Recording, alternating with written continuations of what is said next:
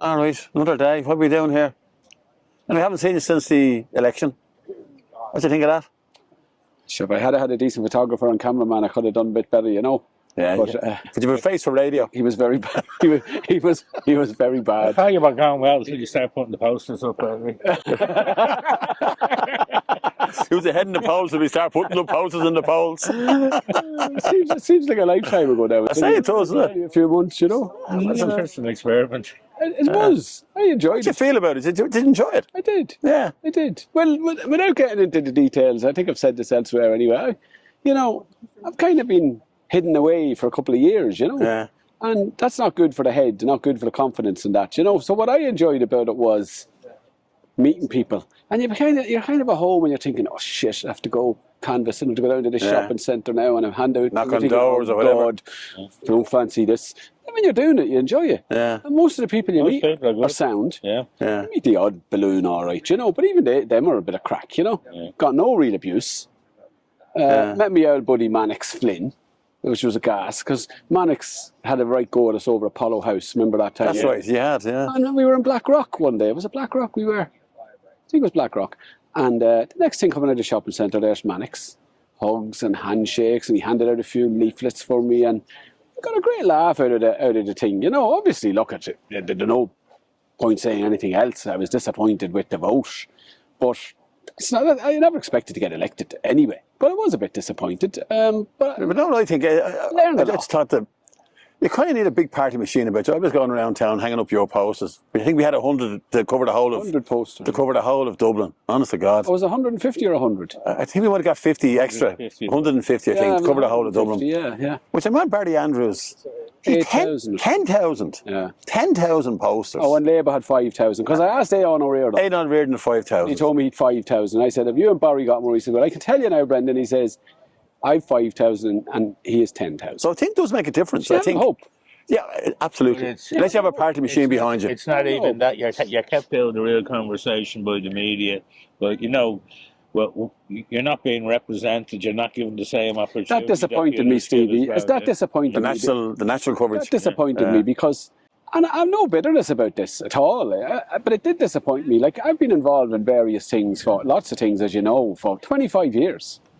And I'm not actually an outgoing person, believe it or not. Often you'll be sitting at home and you get a message or you get a phone call in the office that they want you on the radio or they want you on and never once did I get such a call or such a message where I said, yeah, good. Yeah. Looking forward to doing this. I hate it. Yeah. But no matter what the issues were, they're usually tough enough issues now. No matter what the issues were, I went, I was honest, I think I treated people down through the years with respect, always tried to put an interesting enough for maybe an alternative viewpoint. And I didn't hide away from anybody. And I thought after 25 years, you know, that you'd get a bit of that back. But how do they decide?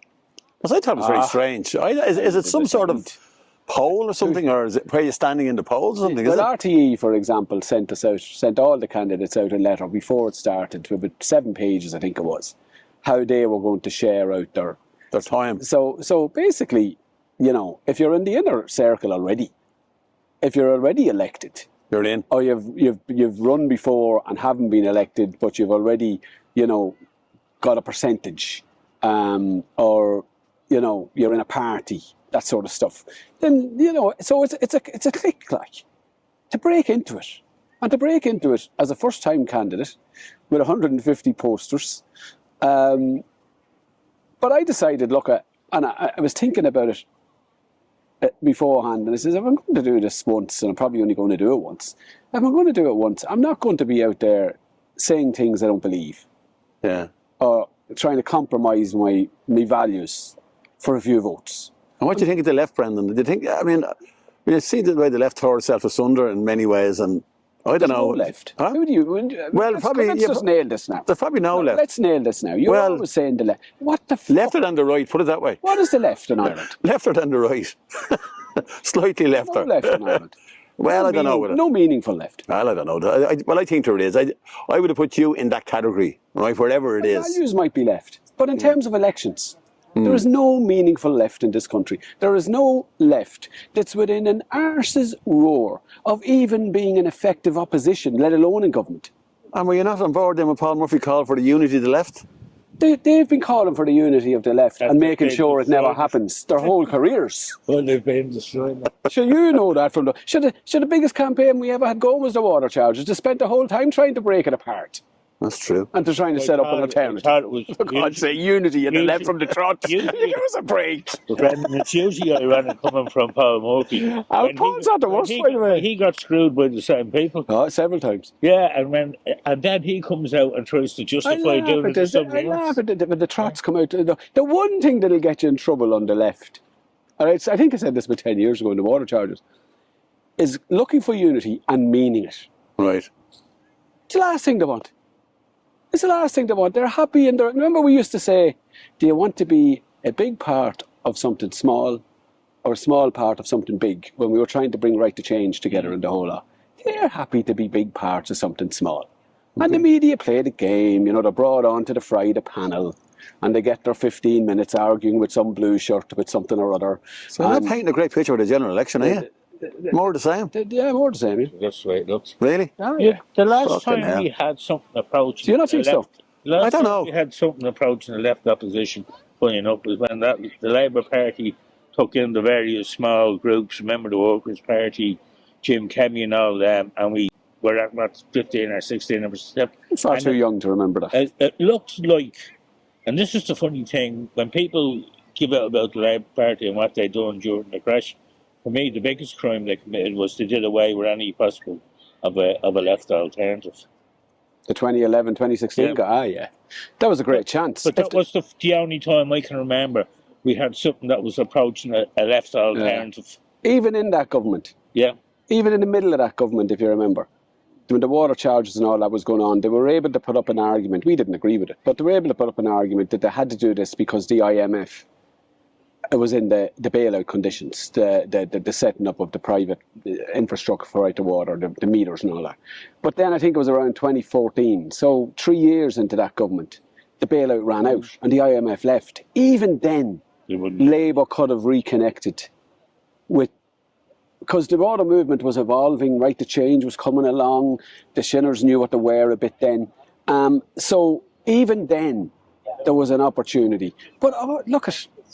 So more the same. Saying it was wasted, that's all. So you're depressing me now a little bit, but you Sorry about that, John. I don't mean to be depressing you. You seem to be indicating that the vast majority of Irish people are happy, contented. They give out and then moan a little bit, but they'll vote for the same. They will vote for the same, yeah. Yeah. But only 49% of people voted. Yeah, but when I say they vote for the same, the people who vote. Yeah. The people who voted in the European elections were the people with houses and property. Yeah, so they weren't worried about 11,000 people homeless. Mummies and daddies as well, who have children who are surrounded, but they'll vote to protect what they feel they have to. That's right. I think it's going to take another few years before that penny drops, until the grannies and granddads whose grandkids are sleeping on their couches join the dots that us voting for what we always voted for is what has my grandchild on that couch. I think it's going to take another few years. Or I'm listening now, coming back into college season, there's no accommodation for the kids going to college. Yeah. And I heard on the radio this morning people worrying, on RTE radio now, Philip Boucher Hayes' show, people worrying about college students are going to college and they're having to work 40 hours a week just to pay for the accommodation to go to college. Sure, what sort of it? Yeah. Yeah. When you start to water down education like that, you water down any possibility of change. You know, that's what makes people's education. And people are getting angry. But we still have a housing crisis, and there's no one really saying we have a housing crisis anymore. An emergency, sorry, not even a crisis, an emergency. But 40% of all lets are owned by vulture funds, or, you know. Stats come out last week, didn't Yeah. America's right looking to sell. 25% are owned by individuals, you know, single landlords. You look around you. Yeah. Look around the city.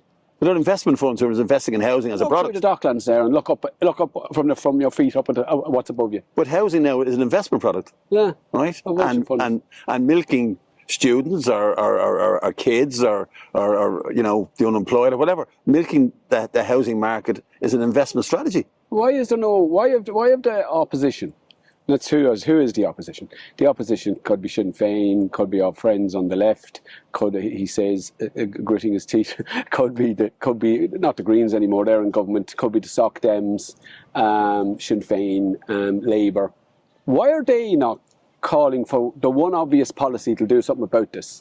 A moratorium on people outside this country buying Irish properties while we have a housing emergency. It would be constitutional, Brendan. Could you do that? Of course you could do it. Can you restrict property? People outside this country are not covered by our constitution. Well, it's the Irish people that are covered by the constitution. I know, but can you restrict and they do it, and then European law on top of that? that? In Canada. No, they do it in the European countries. People coming into the they country. Do it it's normal in Europe. They're doing it in Portugal at the moment. What? They're in the European Foreigners can't buy property? Yeah, there's a moratorium on it. I didn't know that now, Yeah, it's happening around the world. Of course, you won't know. You said that during the election campaign, Ida. People won't be told these alternatives in this country because the alternatives damage the vested interests who own the media, who control the media, who control the property, who control the land, and who control the judiciary. So people will not be told that there are available solutions to these problems. There's a bigger problem that I've heard people say, but if they were to build all those houses, our houses would lose value. Yeah. All of a sudden, they're admiralty property mortgage. Look how much my house. I was listening to. It's heartbreaking. I'm doing a lot of listening to the radio. This chapter of my life, I was listening to Claire Byrne a few weeks ago before she went on her holidays, and she had an expert on housing on. Who was it? Oh, I know who it was. It was Barrow Rowntree, an economist. Now, Barrow Rowntree is not someone whose work I would have had cause to celebrate too much in the past, but he knows his stuff. And he was talking about housing. And he was just postulating, in a theoretical way, some of the solutions to the housing emergency. And he was talking about things like rent caps, he was talking about things like moratoriums, he was talking about building public and social housing, he was talking about obvious things. Oh, and it was as if Claire Byrne's head was exploding. Shared it for the first time. And that's what she was saying. She was saying, listeners are listening to this show now. And because he was saying we need to close the gap between what people can afford to buy and what properties are valued at now. And she was, but people are listening to this, and what people are hearing is you want to drive down the value of the houses. And he was kind of making, well, if you're not selling your house, it doesn't really matter what it's valued. Yeah. You know, it's just your house. But people are obsessed. We've got on this hamster wheel. Yeah. And it's round and round and round and round in the same circle. You see people marching because somebody tried to change their postal address. But it seems to be... You know what I mean? When the number is a postal address, right? They're marching for other things too now. Yeah? They're marching for worse things than that. Yeah. Kulak says no. You watching that, were you? I was looking at them up in Sandy Road drinking pints with the Catholic killers. Yeah. The UDA and the UVF, huh? All fellow travellers, isn't they? They're all fucking fascists. Well... It's hard to believe. It's just really hard to believe. With the Lenan gang and the Shankill Butchers. Yeah. And the lads from Kulak are up drinking pints with them on a Saturday afternoon, waving tricolours in the pubs. Really damaged themselves, though. Really damaged themselves, which is no harm in that either, but they really did damage themselves. But those camps are still there. There's one in Newtown, there's one up in Ballyogan, there's obviously one in Kulak. Kicking off in Dundrum and Tipperary today. Kicking off in Dundrum again today. There's big money behind it. There's big social media behind it. Who's Stevie? Who? What do you want them to do? Talking through their arse about hate crime now for the last 3 or 4 years, right? The one thing we've learned about fascism is that you can't appease it. You can't make room for it. You can't make excuses for it. You have to eradicate it. Or fucking put them where they won't. What would you do? Any damage. I'd bring in wherever legislation... You're the Minister for Justice now. What would you do? I'd bring in wherever hate legislation is necessary to stop this type of thing. Right? And I would ally that with very severe fines, take property off them, prison terms, whatever you need to do. Well, at least if somebody woke up in the morning and says, I'm going off and I'm going to burn public property, I'm going to burn down a bus that's worth 50 But that is a crime, as a stance. What would you do, John? You're the Minister for Justice now. I would change that law. I don't know what I'd do, because there was draft legislation in the books quite recently for hate speech, and everyone got cold feet and they all walked away from it. It's because of the freedom of speech and the freedom of this and the freedom of that. So there was legislation there. It's dangerous, but it's not as dangerous as these people are. No, but you have to get to the source, Stevie, right? The amount of misinformation being propagated on social media, right? You have tech companies down in the docks there, right, who are making billions, right? And they don't give a fiddler's whatever about the lies that have been told and the damage that has been done and the misinformation that has been spread. They're facilitating it. And until they're held accountable, right, until their assets are threatened, because there is, I mean, most of the hate tweets are coming from outside the Republic of Ireland. Yeah, Russia. They're coming from America, they're coming from fucking Russia, mainland Europe. There's a whole network of people stirring it up, who have vested interest in stirring it up, right? The Tommy Robinsons of this world, you know, the far right in the United States. Elon Musk. Absolutely. So unless you actually get to them. I was thinking about this myself coming to meet us, because, you know, we can bellyache, but as I said earlier on, and something else, is there solutions? And there is. Without getting into the details of the person, it doesn't even matter. But I learned a lesson about 4 or 5 years ago about social media. I was, we'll say, defamed, right? I was defamed by a Joe Blogs now. Yeah. Joe Blogs that hasn't been, by the way, on what was then called Twitter. And it was bad. It went on for a few days now. It wasn't just one thing. It was a kind of a campaign of hate. And I'm going to have to stop this, you know. So I asked him to stop and whatever. Anyway, it doesn't matter. What I found out was that these platforms are not deemed publishers by law.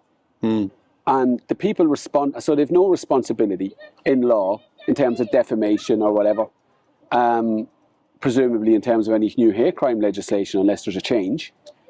So I think the first thing that needs to be happening, and Fergus Finlay wrote something about this last week in The Examiner, the first thing that needs to happen is social media platforms need to be designated, and this needs a legal change, need to be designated as publishers. So when some idiot hiding behind an anonymous account or some Russian bot or whatever it is goes on and throws out that the person who stabbed the child was from some country or other, which happened in here last November, was wrong, which happened in Southport a few weeks ago and was wrong. Yeah. So the next time that happens, and when the X or the Insta or whatever it is doesn't take it down, that they're accountable and they're legally liable. That's not the case now. So like the newspapers, like the radio stations, television. Exactly. No difference. No difference. You should be allowed to say the same as you're allowed to say on those platforms. Yeah. So that's the first thing that needs to happen.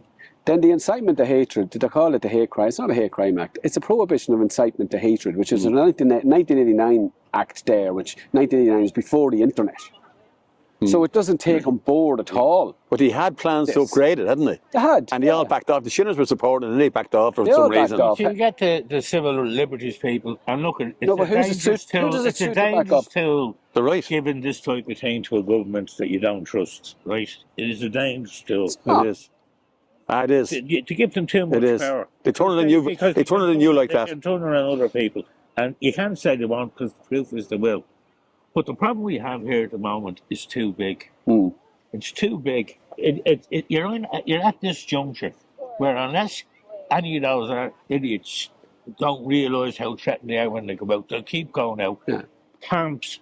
What the fuck? How is Starmer able to lock them up in a week? Who's entitled to build a camp in the middle of somewhere? You try doing it somewhere else. How can the Brits lock them up in a week? No, it's nonsense. But who are they locking up? They're locking protesters or party. They're locked up people who are engaged in the riots there in Rotherham and people who are engaged in Bristol and Liverpool and that. And now they're starting to lock up the people who have put up hateful social media posts. They're starting to practice that. They locked us up for fucking years with no evidence. But we haven't even put the people who rioted here last November in jail yet. Yeah. So, but then when you look at the opinion polls here now, Starmer's after getting elected. So he's got 5 years ahead of him. He doesn't have to worry about opinion polls. He could just go out and do what he needs to do, and he's got a bit of a police head on him, being a former DPP anyway, right? Effective DPP.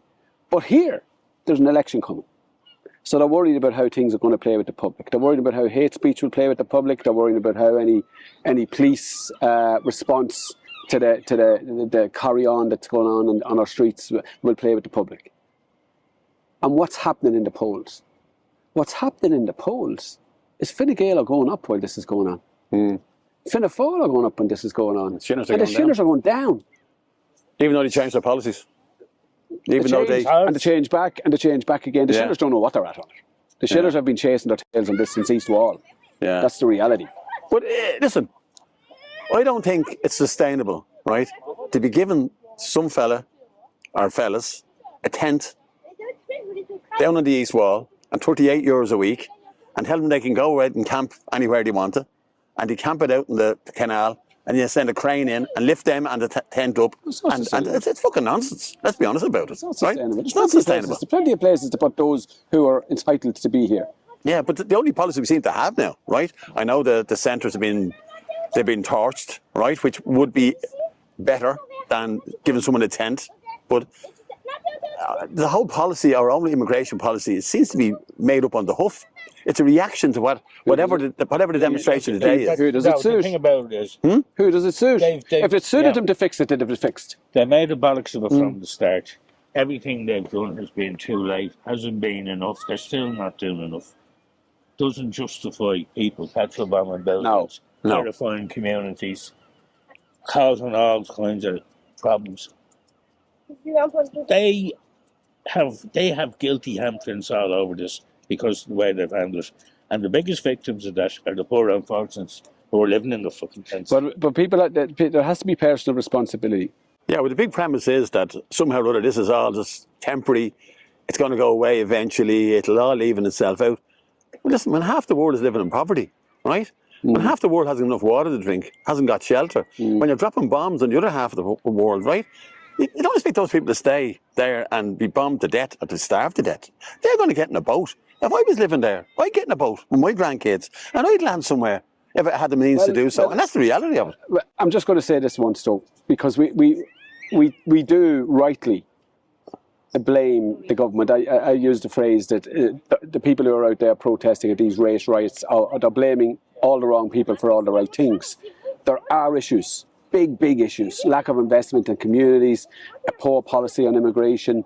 You know, the health system is in a mess. Look, there's lots of things wrong in this country, lots of things, and the differential between the richest and the poorest is off the charts. But I do have to say this: there's also an issue of personal responsibility here. When I see kids, little kids knee-high, being brought to hate protests, and fireworks being let off, and chanting about people of different colours and people of different race, and get them out, get little kids knee-high. It's a disgrace. Yeah. And we can blame the government all we want, we can blame the police all we want, we can blame the Minister for Justice. They're all responsible and they're all culpable for the overall situation. Listen, I grew up in a working class housing estate of 157 houses. There was nothing. We had nothing. I was reared in my older brother's shoes with cardboard in the soles of them. We had nothing. We didn't have the money to go to university or to go to college. I left school when I was 16 years of age. You weren't kicking I the wind hated in the Dundalk. establishment. I hated the establishment. I fought the establishment my whole life. Yeah. And I haven't shut up fighting the establishment since I'm 57 years of age. I never kicked down, and I never brought a child out to a protest to shout hate at another human being. It's an absolute disgrace, and there's no excuse. Helen McEntee isn't an excuse, the media is not an excuse, the government's not an excuse. It's not an excuse to bring kids to a hate protest. And we in the working class, and if you've got a voice on the left, and I have a little voice, the election taught me, John, I only have a little voice, but I have a little voice, and you have a little voice, and you have a little voice. Those of us who have little voices need to be calling this out. And I tell you something about the left. I have serious questions to ask about people who say they're on the left who aren't calling this out. And there's some very, very high profile ones who ran in that election a few months ago who haven't said a word about what's going on in our working class communities, who are struck dumb. They could talk about everything in Brussels for 5 years and they haven't opened their mouths Because they don't believe there's any votes in it, Brendan. racism in our working They don't class believe there's any community. votes in it. Exactly. They don't think they- believe there's any votes in it. And that's not working class leadership. Isn't that part of the problem, right? If there is a sizable minority in working class areas, whether it's lack of parental control, whether it's personal responsibility, where it's dysfunctional families, whether it's all those fucking things you can throw into the mix, bad housing, bad healthcare system, inequality, listen, at the end of the fucking day, whether you like it or not, right, there is a narrative which has gained some ground, right? And unless we have an alternative to that narrative, right, which isolates these people. I mean, they are isolated. I think the whole Belfast thing, Sandy Row, drinking in pubs, has shot themselves Stupid in the foot, right? And pity it wasn't somewhere else. And I think that people now are looking at it and say, listen, these are not people we want to get involved with, really. Now, and it's the demonstrations are getting small. There was a demonstration in Belfast there last week. It was huge compared to to the anti-immigrant demonstration across the road. I think they've lost momentum, and we need to fill that. We need to fill that with real politics and real working class politics. We needed the trade union movement. Where have they been all summer?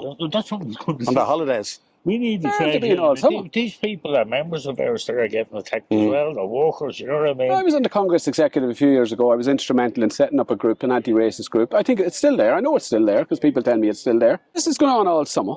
But where's the trade union movement? use the analogy of the politician who doesn't think there's any votes in it, right? To be that vocal on the issue, right? The trade union movement don't have to worry about votes. Hold on for a minute, right? I would pontificate, right? There's an element in the trade union movement who believe there's no votes from the members in it, right? That they may not be speaking on behalf of all the members. Believe it or believe it not. Believe it or believe it not. There is a similarity. But I think there is a similarity. It's a legitimate question to ask when one of the supposedly reactionary forces in society, the one that's not bound by the media or by political party, won't stand up beside people who are being attacked on the basis of their race or their religion. Well, now in Belfast now, 4 years ago since we set up the trade union movement were all over the Belfast demonstration there last Saturday. They were all over. I'm talking about what's going on in Dublin, John, and in Tipperary, in Waterford, in Wicklow, in Kildare. Haven't been there. Haven't been there. Like, haven't been there. And years ago, my dad, I'd be, misty-eyed, talking misty-eyed nonsense if I was to say I learned my trade unionism from my dad. I didn't. I learned my trade unionism in Britain fighting Thatcher. But I did learn this from my dad before I ever went there when I was a kid. I remember my dad saying to me years and years and years ago, when I was a little kid, he was a shop steward in a shoe factory once. I remember him saying to me, first role of the trade union movement is to educate the working class. That's where it starts. That's gone. If it ever existed, that's gone. Listen, we came close to it in and around Right to Water, and after the Right to Water, we had Right to Change. We ran political training right around the country. I did some in Limerick. I did some down in Cork. You did some yourself, right? Yeah. Some of the people who we opened up to down there. Door out of this now. I'm not mentioning names, but some of the people that we opened up to, right, are now blatant racists. Yeah. They're fascists, Yeah. right? We had a strange mixture of misfits at the time, right? And we thought we could glue them all into one movement. But we didn't think anything. We were just trying to help. Well, listen, I'm not too sure whether the education bit failed. helps. It failed. It failed. So look at all around us. It failed. That's what some people and doesn't others. What are we going to do? Struggling to see the ones I worked with. Should we not be? I know we're no longer involved in the same way, but should we not be asking the trade union movement, where the fuck are you? Don't talk to me, so you asked them. No, shut up. Might answer you. Right. I don't know what he asked me. Not only me, but the rest of the family. Never mind me. But I mean, I think it's a legitimate question. We could do it in just a little letter there. Well, you've asked them. Go on, look at the camera there and ask them. Go on. Oh, where the fuck are you? We were out on Saturday outside the main street in Bray there, the local Bray Trades Council, right, of trade unions, giving out leaflets on Palestine and the genocide that's gone over there, right? And it's amazing the depth of response you get from already Joe Soaps to what's going on in Palestine, right? I'm not too sure whether I've got the same reaction about I wouldn't have got it about the housing crisis, I don't think, to be honest with you. And I don't think I would have got it about the whole immigration crisis. Of the people, well, honest with you, I don't think I would have. Doesn't say we shouldn't do it. But you have to start somewhere. And if we don't do it, you're leaving that vacuum for someone else to fill, right? So, well, let's keep it in perspective now. There's a genocide going on in Palestine. Absolutely. And the Irish people have a very long established, but even just as human beings don't like bloody genocide, right? The people are saying, why are they all about Palestine? We're not all about Palestine. We just don't fucking like genocide, right? But that's not disconnected from the other problem. The immigration. That's what's creating immigration. Not only that, but everywhere we have this conflict, that's what creates the immigration. War and, so you can't really separate pestilence the two of them and together. famine and hunger. Well, look, I think it's even simpler than that, though, and it is down to, if you and your family and your kids feel that you're disadvantaged, feel that you've got a stone in your shoe or a chip on your shoulder because you can't get a house or your kids can't get a decent job, or if you feel that, then you've got three choices. Like most things in life, you nearly always have three choices. Well, you've got three choices. You can shut up and do nothing about it. Emigrate. Right? Become an That's immigrant. probably shutting up and doing nothing about it. You can shut up and do nothing about it, right? Or you can get yourself organised and try to push up to change. Yeah. Or you can get angry and kick down. And the easiest thing to do, apart from nothing, is to get angry and kick down. So go around Because and when break you kick here, down, go around and break the window in the Pakistani man shop around the that's corner. the easiest thing to My do. dad would kill me. That's the well, your dad's long gone. My dad John. would kill me. Lord of mercy, they're long gone, and my dad's long gone too. But so those days are gone. It's much easier for these people. It's cowardly. That's what it is. It's much easier for these people who have genuine grievances and may be genuinely concerned about their kids and their communities and their futures. It's much easier to find someone of a different colour, of a different race, an outsider, and give them a kick than it is to go down to their local TD, to go to the Taoiseach, or to go around and organise a voting register and We're to only change the making government. excuses for bad behaviour. I'm not making excuses for it. I'm saying they're cowards. I was in the middle of that riot that took place on O'Connell Street, the original You one. keep telling us in that. the middle When of you would it. have stopped But it was. When you stop it then? Let me stop it. I have to be honest with you. It had nothing to do with immigration. It had nothing to do with that. It had nothing to do with that incident happening, horrible incident happened up in Parnell Square, right? It was pure, blatant thuggery and vandalism and opportunism. There was people of brown skin in it, there was people of black skin in it, there was people of white skin in it, Asian skin. They were all mixed in it, right? What's the next shopper going to kick down and rob? I was in the middle of it. There was a couple of That's what the brown shirts did in Germany. Absolutely. That's what happened to the Jews in Germany, yeah. The windows were broken. Just mobilise the crims. Yeah. Just the drug dealers that are behind a lot of these racist protests, you know. Absolutely, yeah. It is. Trying to make no-go areas for themselves. Yeah. Well, that's possibly a useful side effect. Yeah. But look, there's always been thugs and criminals in our society. Yeah, we grew up with that. And in this country, with the result of all those years of occupation, there's been a disrespect for law and order, sometimes healthy. But what's going on here? There isn't any excuse for it. Right, let's come up with three things. Yeah, We've dealt with the social media. We need to You've dealt with the hate crime. Anything else? lock them up and make them hurt when you lock them up. See what property you have. So you've burned the bus, we'll take that out of your gaff. Make it The revolving door, the bail laws. No, I know. Jesus Christ. The other problem with it is this. The real problem is the type of law and order. You're all talking about when you grew up. There was a copper on the beat, which was a community copper. He knew who the bogies were, who the good guys were, who you could trust. People would talk to him and let him know what was going on. The other couldn't. They had a different type of intelligence. They're no longer part of the community. They're no longer in the community. They're no longer of the community. That's a huge issue. It's a huge issue on the ground. The policing of it has been deplorable. Yeah, but I'm talking about the general policing situation. Yeah. If you're running a youth club or a community group and you're getting some grief from local folks, there's not a lot, you might stand up or get a few of your own lads to stand up, and that would never happen because the local community club would know what was going on, you know. And there's early warning, they can talk to parents. At them days are gone, Stevie's. Putting the bottle of milk outside your window in the fucking morning. Yeah, but it's not coming back anytime soon. There isn't any reason why you can't reintroduce a level of community police. We have them, community police.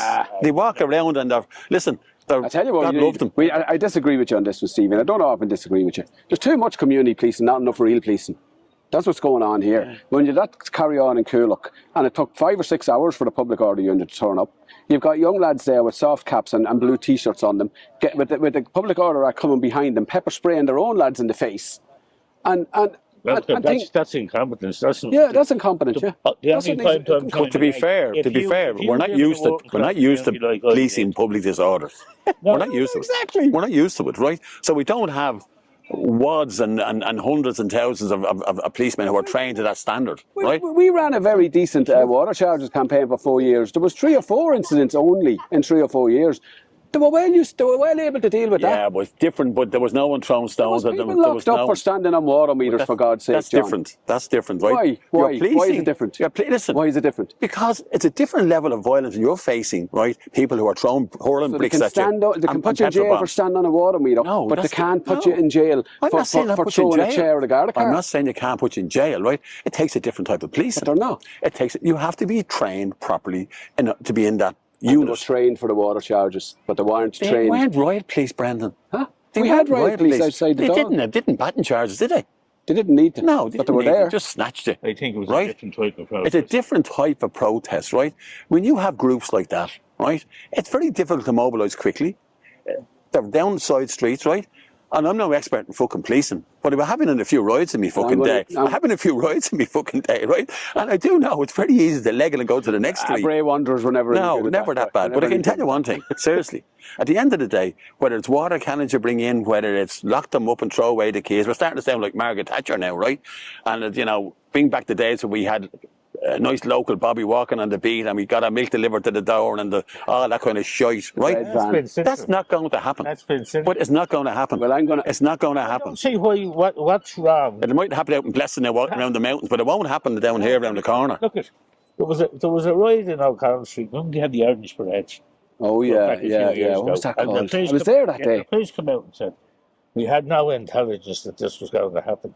Well, I was on Facebook for the week looking at fellas, we may here to go and get the orange bastards. You bring Billy and the boys with me. We had no, how were we supposed to know this was going to happen?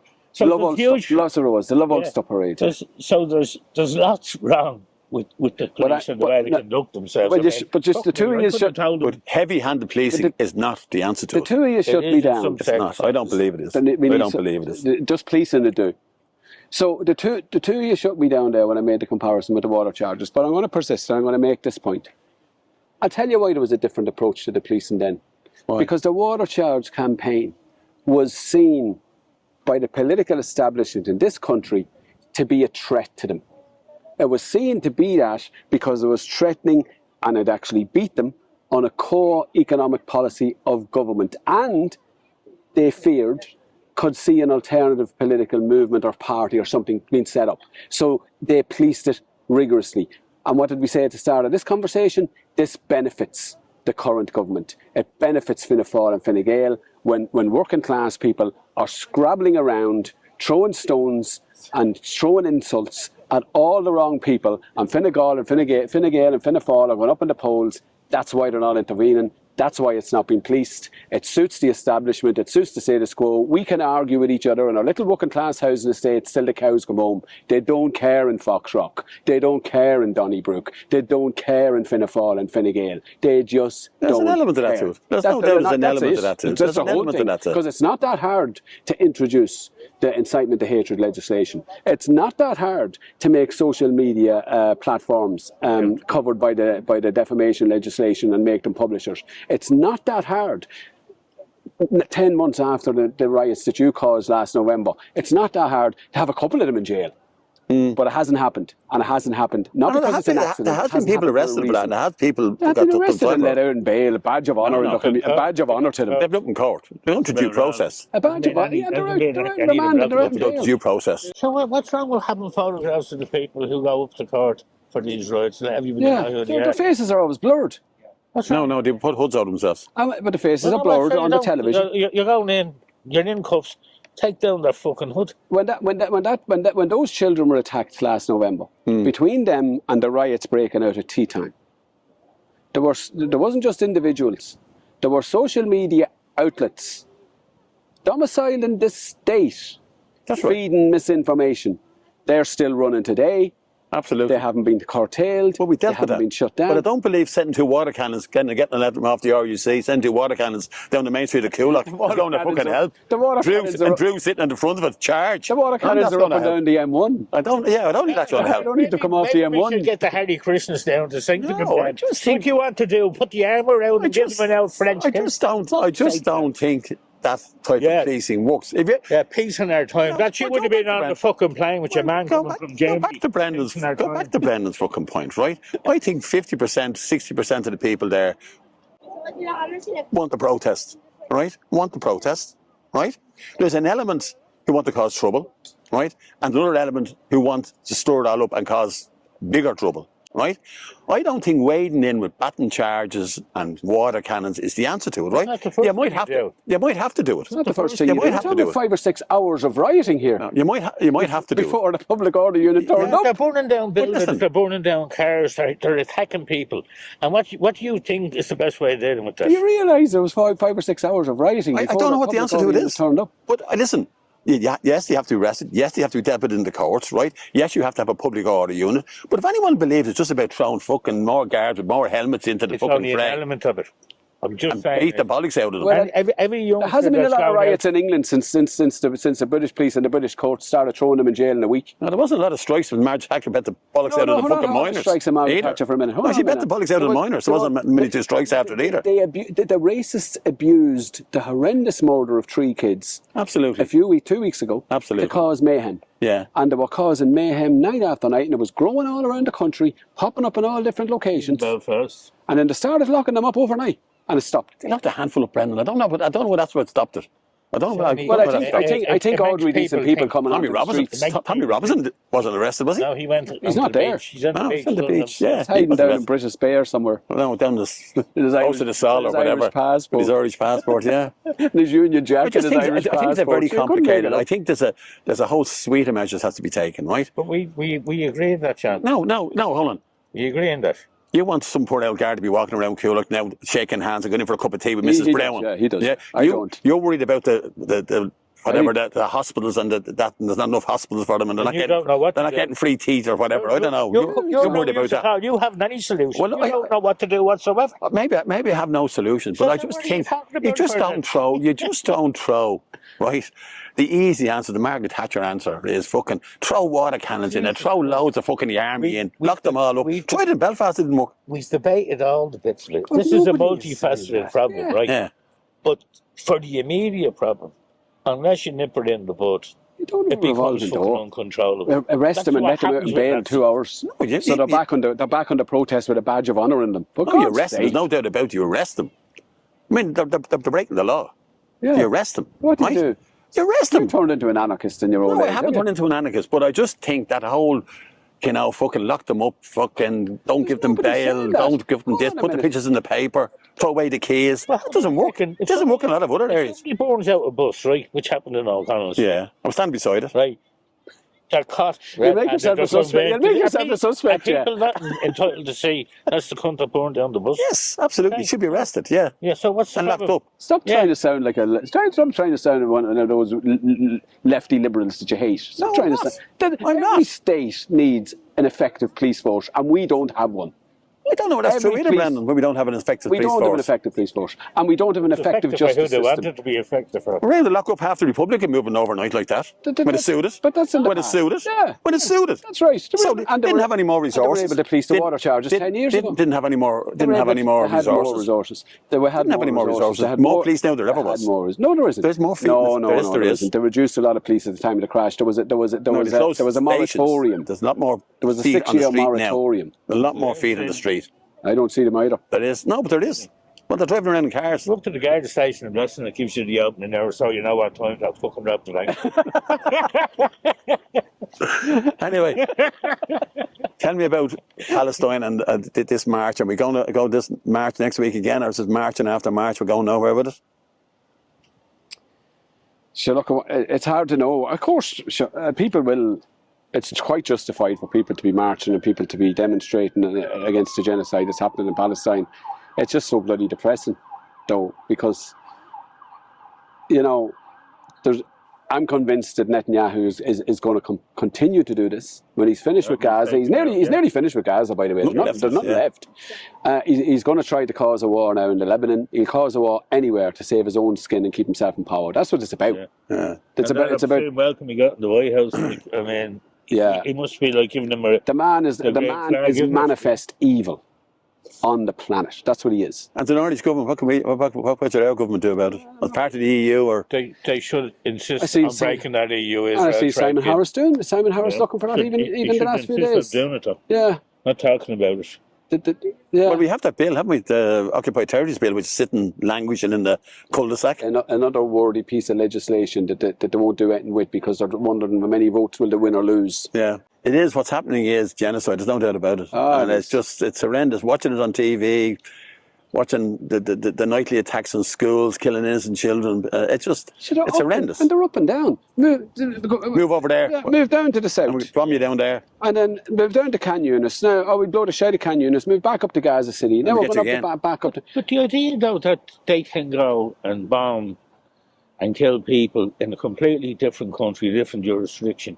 And then on the other side, that's not fair, we're going to do something back. The rest of the world says, no, you can't. That's wrong. Who are you talking about? Fucking Iran, right? Oh, yeah, Right. yeah. Now, I'm not fucking fighting them as any great people.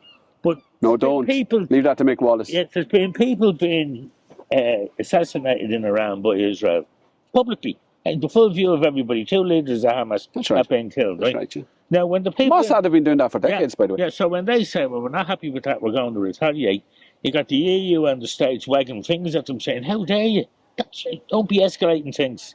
Well, look, Unless the Americans row in and pull all support away from Israel, it was unlikely to happen under a new regime or The EU could do serious damage, but they won't. The EU have the potential to do serious damage to Israel. Because of the huge trade agreement. The EU have And the there is a potential. piece in that agreement about the manner in which they're supposed to behave. Look, Biden disgraced himself, and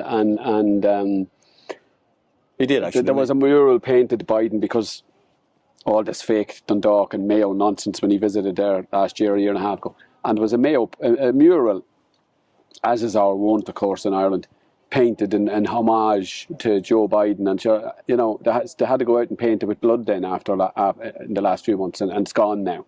Joe Biden made an absolute disgrace of himself for a supposed Christian man of God now, and I'm not that, right?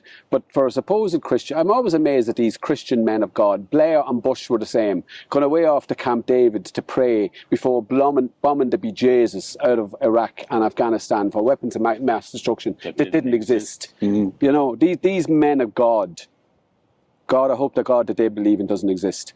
And Biden made an absolute disgrace.